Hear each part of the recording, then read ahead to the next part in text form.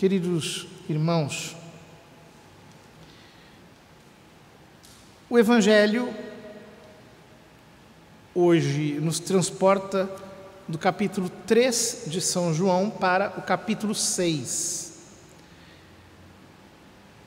O grande capítulo 6, em que Jesus começa com a multiplicação dos pães, vai para Cafarnaum, atravessando o Mar da Galileia, e lá pronuncia aquele famoso discurso do pão da vida. Tudo começa com esse milagre. No capítulo anterior, capítulo 5, Jesus se apresenta como aquele que cura os doentes. E o texto do capítulo 6 começa dizendo que a multidão o seguia porque via os sinais que ele operava em favor dos doentes. Ou seja,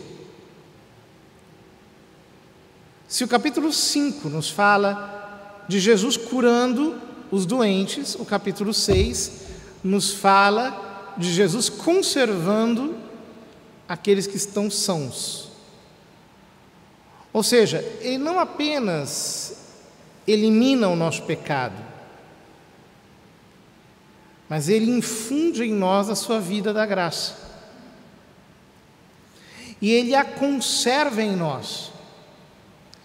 E isto, tanto do ponto de vista material, quanto do ponto de vista espiritual. Por quê?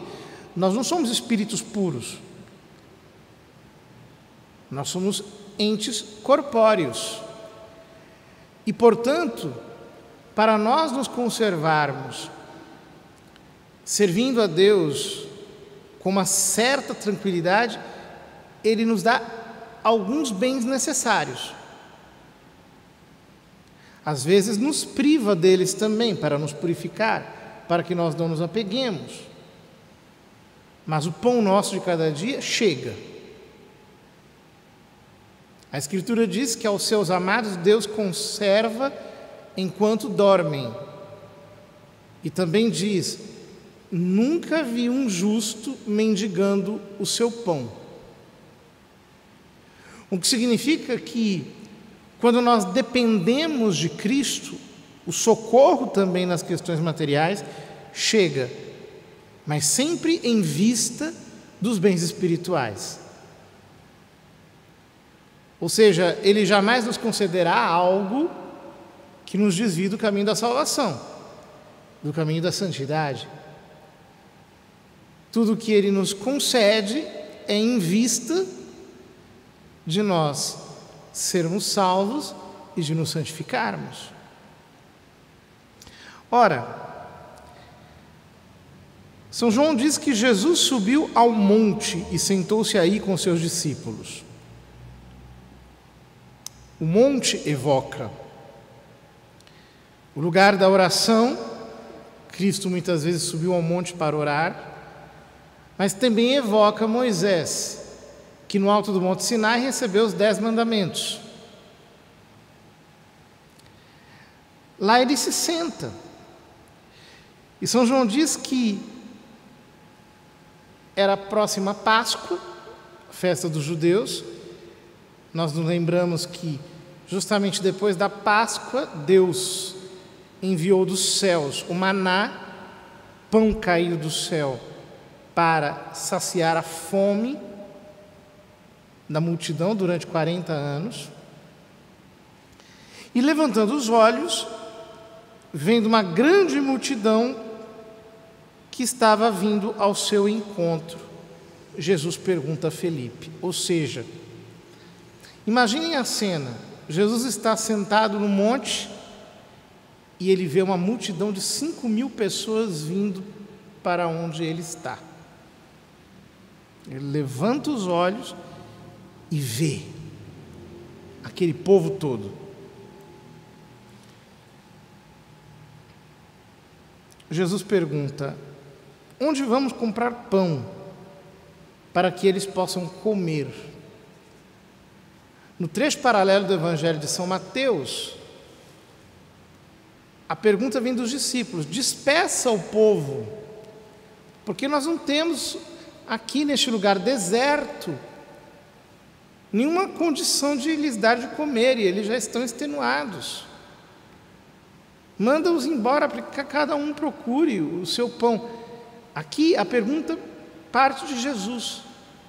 Ele já parte da ideia de que é necessário dar pão para aquela multidão. Então, Filipe responde que nem 200 moedas de prata seriam suficientes para dar um bocado de pão para cada um deles. De fato, não havia naquele tempo sequer mercearia em que se pudessem comprar, não havia hipermercado, era algo absolutamente impossível de se resolver. André diz: aqui está um menino com 5 pães de cevada e 2 peixes. Os pães de cevada eram muito inferiores aos pães de trigo, eram pães duros, eram os pães dos pobres. Mas era o que eles tinham.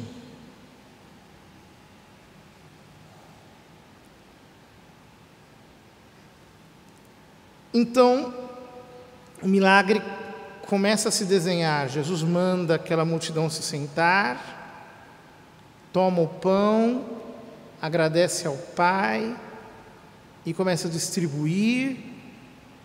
Enquanto ele distribui os pães e os peixes, a multiplicação acontece, recolhem as sobras e enchem 12 cestos com as sobras dos 5 pães. Impressionante como Cristo, pelo seu poder divino, realiza esse prodígio. Portanto, do ponto de vista literal, o que o evangelista está nos contando é um milagre real para nos mostrar que Cristo está empenhado na nossa conservação. Buscai primeiro o reino de Deus, diz Nosso Senhor em São Lucas capítulo 6, e tudo o mais vos será acrescentado. Portanto, quando nós vamos atrás de Cristo, Ele não nos defrauda. Quando você deixa tudo para ir atrás de Nosso Senhor, Ele nunca vai lhe enganar. Ele vem ao nosso encontro, Ele nos sacia, Ele faz tudo aquilo que é necessário para a nossa subsistência. Todavia, há um sentido espiritual muito profundo nesse texto. Porque, durante as tentações no deserto, Nosso Senhor responde à primeira tentação de Satanás com um trecho do livro do Deuteronômio: nem só de pão vive o homem, mas de toda palavra que sai da boca de Deus. Portanto, aqueles 5 pães de cevada e aquele menino que traz estes pães representam os 5 primeiros livros da Bíblia, chamados de Torá pelos judeus, ou seja, a lei, o ensino, e chamado pelos gregos de Pentateuco, Penta, porque são os primeiros 5 livros da Bíblia. São de cevada por quê? Porque a lei é inferior à graça. E o menino que os traz representa Moisés, que foi quem trouxe a lei para o povo de Israel. Os 2 peixes representam os profetas e os salmos, pois São Lucas nos diz que aos discípulos de Emaús ele explicou todas as passagens da lei dos profetas que diziam respeito a ele, mas depois abriu a inteligência aos apóstolos para que compreendessem tudo aquilo que dizia respeito a ele na lei, nos profetas e nos salmos. E o que nosso Senhor faz? Ele multiplica, saciando Ele, que é a própria palavra viva, Ele que é o Logos, Ele que no Evangelho de São João aparece como o próprio Verbo de Deus. Ele toma aqueles 5 pães e os multiplica, bem como aqueles 2 peixinhos. De fato, os 2 peixinhos têm boca. Os profetas abriram a boca para anunciar os oráculos de Deus, e Davi abriu a boca para salmodiar os seus louvores.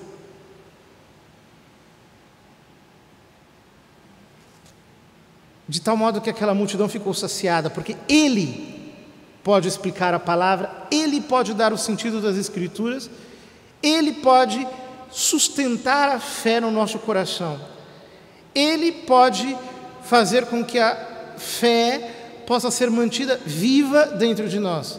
Só Ele pode fazer isso. Só Ele tem esse poder de multiplicação. É o poder do Deus vivo.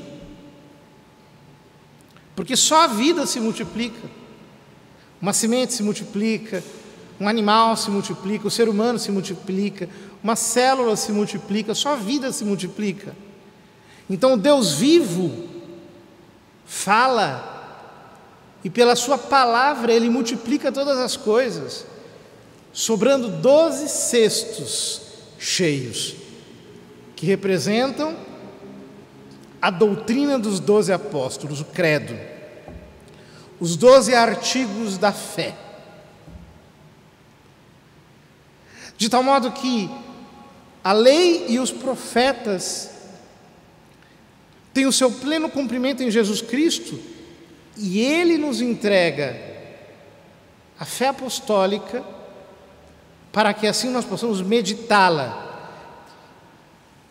e reconhecer que Ele é o profeta que devia vir ao mundo, ou seja, Ele é a própria palavra de Deus, Ele é Deus que fala ao mundo, Ele é Deus falando ao mundo. Aqueles homens quiseram fazê-lo rei, e Ele não deixou que isso acontecesse, retirou-se sozinho para o monte, porque a sua realeza não vem de baixo para cima, não é dada pelos homens. Mas diz o Salmo 2, palavra de Deus, fui eu mesmo que escolhi este meu rei, e em Sião, meu monte santo, o consagrei. Foi assim que me falou o Senhor Deus: tu és meu filho, e eu hoje te gerei. Portanto, queridos irmãos, diante desse milagre espetacular, reconheçamos que a nossa vida depende de Jesus Cristo inteiramente. Às vezes nós não cremos nisso, às vezes nós achamos que tudo depende do nosso esforço. Não. Temos que entender, tudo depende de Cristo. Ele está ao nosso lado, Ele nos sustenta no corpo, nos sustenta na alma, e faz com que a nossa vida inteira, fundamentada na fé, possa caminhar para o seu fim, que é a nossa salvação.